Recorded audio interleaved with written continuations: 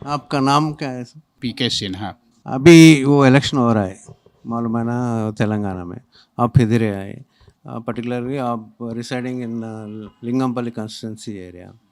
ये इलेक्शन के बारे में कुछ आप बोल सकते हैं? इधर कंस्टिट्यूंसी है, बीजेपी है, कांग्रेस है और बीआरएस का कैंडिडेट्स है। ये प्रेजेंट इलेक्शंस के बारे में कुछ आप बोल सकते यहाँ पर सभी जो जो भी वोट लेने वाले हैं, कैंडिडेट हैं, तो सब अपने अपने दृष्टि से अपना उनका मैनिफेस्टो है। लेकिन भारतीय जनता पार्टी का जो मैनिफेस्टो है, तो राष्ट्रवाद को ध्यान में रख करके वो सारा काम करते हैं। किसी के प्रति भेदभाव नहीं, सबों का विकास हो, महिलाओं का विकास हो, प्रत्येक कम्युनिटी का विकास हो।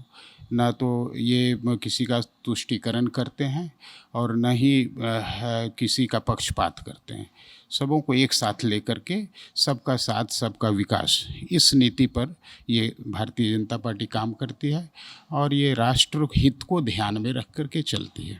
हैं? अभी इधर तेलंगाना में तेलंगाना गवर्नमेंट है, ये तेलंगाना बीआरएस का क्या बोल रहा है? इधर तो डेवलपमेंट ज़्यादा हो गया, बहुत डेवलपमेंट हो गया।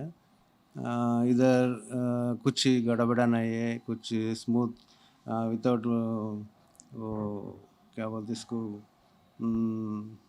कम्युनल क्लासेस नहीं है, स्मूथ में चल रहा है।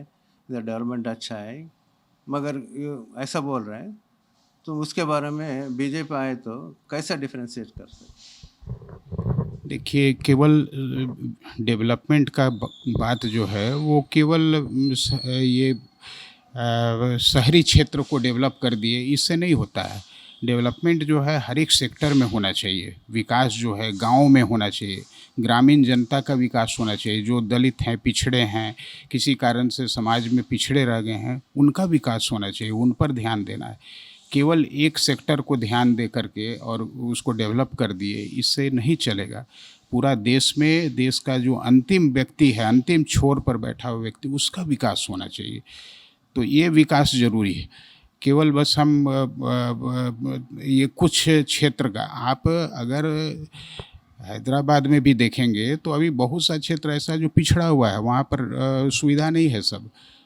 केवल आईटी सेक्टर में डेवलपमेंट हो रहा है, लेकिन हर क्षेत्र में डेवलपमेंट होना चाहिए। तो ये इस बात को ध्यान में रख कर के काम करना है। हाँ, बीजेपी आएगी तो पूरा पूरा इस पर ध्यान देगी, हमको ऐसा लगता है। मगर बीजेपी को एक कमेंट कर रहा है पूरा बाहर में, आप सुन रहे हैं, वो तो एंटी मुस्लिम है, कम्युनल पार्टी है, ऐसा वो कैनवस चल रहा है ना, अपोजिशन पार्टी से, कांग्रेस ले लो और दूसरा पार्टी से, तो बीजेपी को ऐसा मार्क करके वो कैनवस कर रहे हैं। उसके बारे में क्या? देखिए, बीजेपी कभी भी शुरू से, प्रारंभ से एंटी मुस्लिम नहीं है। ये आप प्रारंभ से देख लीजिए। जो लोगों को वोट चाहिए और जो लोग सत्ता में बने रहना चाहते हैं, वो मुस्लिम और हिंदू मुस्लिम करते हैं। बीजेपी सबों को एक समान भाव से देखती है और सबका विकास करती है। देखिए, पूरे देश भर में जो डेवलपमेंट हो रहा है, गैस कनेक्शन हुआ, करोड़ों की संख्या में गैस कनेक्शन हुआ है, तो उसमें मुस्लिम को देख करके ऐसा नहीं कि हम हिंदू को दे रहे हैं, मुस्लिम को दे रहे हैं, ऐसा तो नहीं है। इतना इंफ्रास्ट्रक्चर डेवलपमेंट हो रहा है, तो उसमें वो मुस्लिम और हिंदू का बात तो आता नहीं है। सबको राशन कार्ड मिला, सबको जो जो जो लोग कोरोना काल में किसी कारण से अनएम्प्लॉयड हो गए और उनको खाने का भी मुश्किल हो गया, तो बीजेपी के लोग ये देख करके नहीं कि ये मुस्लिम को नहीं देना है, हिंदू को देना है, ऐसा नहीं करते हैं। सबों को दे रहे हैं। सबों के लिए चिकित्सा, सबों के लिए शिक्षा, ये हर के लिए ध्यान में रख के करना। ऐसा नहीं कि हम केवल मुसलमानों को खुश करने के लिए हम उनके लिए कुछ विशेष प्रावधान कर दिए, ये नहीं। जो प्रावधान हो रहा है वो सबों के लिए हो रहा है, राष्ट्र हित में हो रहा है। राष्ट्र की अखंडता, सुरक्षा, ये सबको ध्यान में रख करके बीजेपी का काम चलता है। इधर लिंगमपल्ली कॉन्स्टिट्यूंसी में वो बीजेपी की तरफ से रवि कुमार यादव कंटेस्ट कर रहा है। वो प्रेजेंट एमएलए गांधी घर है, बीआरएस से, उसको थर्ड टाइम कंटेस्ट कर रहा है। वो बोल रहा है बहुत डेवलपमेंट कर दिया, उसको ज़्यादा कर रहा है, अभी कर रहा हूँ, ऐसा बोल रहा है। थर्ड पार्टी कांग्रेस भी चल रही है। ये तीनों के बीच रवि कुमार यादव क्या कर सकता है? आपका उसका ऊपर क्या भरोसा है? देखिए, रवि कुमार यादव जो हैं सो एक युवा उम्मीदवार हैं और पूरे एनर्जी के साथ काम करने वाले हैं और हर क्षेत्र में जाते हैं, हर घर में जा रहे हैं, सबों के से मिल रहे हैं, बिना भेदभाव के मिलते हैं। एक देशभक्त उम्मीदवार हैं, इसलिए ऐसे व्यक्ति को सपोर्ट करना जो देश के राष्ट्र के हित में सोचता है, करता है।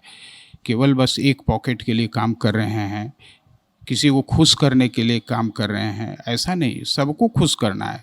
देश का प्रत्येक नागरिक जो है, अपने तेलंगाना का प्रत्येक नागरिक जो है, वो उसका विकास होना चाहिए। इस दृष्टि से उनके पास में विज़न है, उनके पास में वो इस बात को ध्यान में रख करके ही काम कर रहे हैं। इसलिए रवि कुमार यादव को इस बार आना ज़रूरी है, चेंज होना चाहिए। लिंगमपल्ली कॉन्स्टिट्यूंसी में देखे तो बड़ा कॉन्स्टिट्यूंसी है, वोटर्स भी ज़्यादा रहता, मगर एजुकेटेड्स एंड सेटलर्स भी ज़्यादा रहता, उसके साथ लोकल पीपल भी ज़्यादा रहता है। एक कॉन्स्टिट्यूंसी में बड़ा कॉन्स्टिट्यूंसी है। आपका संदेश क्या है, क्यों रवि कुमार यादव को, बीजेपी कैंडिडेट्स को वोट देना?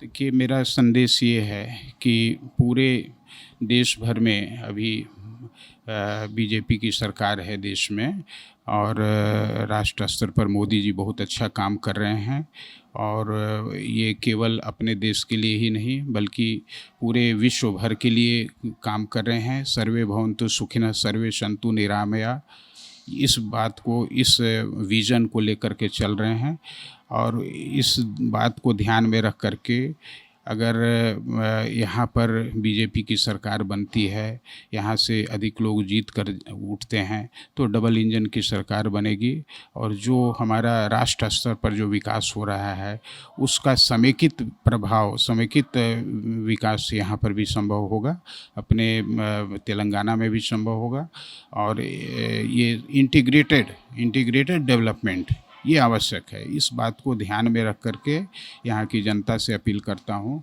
कि वे अभी जो है सो बीजेपी के कैंडिडेट को जिताएं और भारतीय जनता पार्टी के सरकार को बनने में मदद करें। Thank you sir. धन्यवाद।